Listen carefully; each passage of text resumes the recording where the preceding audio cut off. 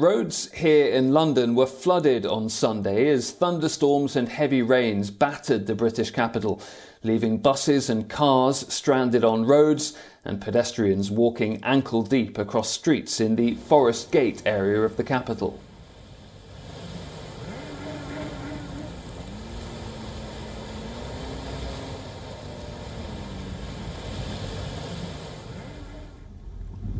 Police closed one road near Queenstown Road Station in southwest London, where 3 double-decker London buses were stuck under a railway bridge.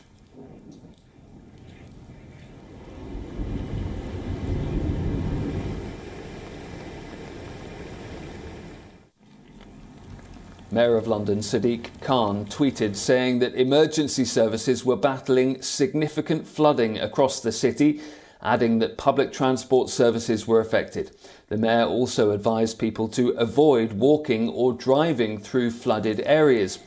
The United Kingdom's Met Office had issued an amber thunderstorm warning for parts of London and the southeast of England.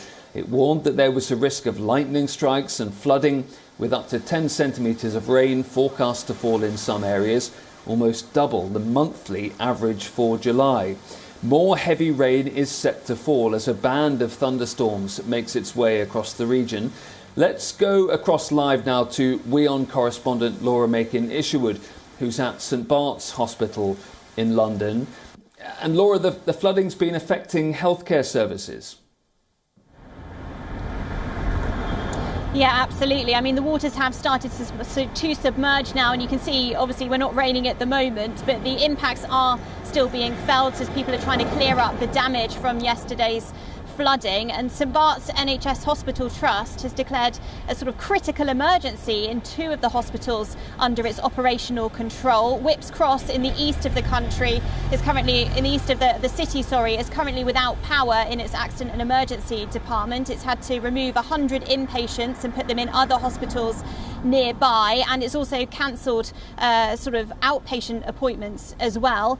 Another hospital, Newham, is also still flooded. Its accident and emergency department there still underwater. The staff there saying that people can still head there if they really do need help, but encouraging all members of the public not to go if they can possibly head elsewhere. But it was a busy night, of course, for the rest of the emergency services as well. London Fire Brigade said that they received around 1,000 calls for help. Obviously, you've seen those pictures of people stuck in their cars, stranded on roads that turned into rivers, and of tube stations and rail stations that ended up flooded as well. Some of those are now reopening, but there's still a lot that the city needs to do. And of course, we are expecting more rainfall later.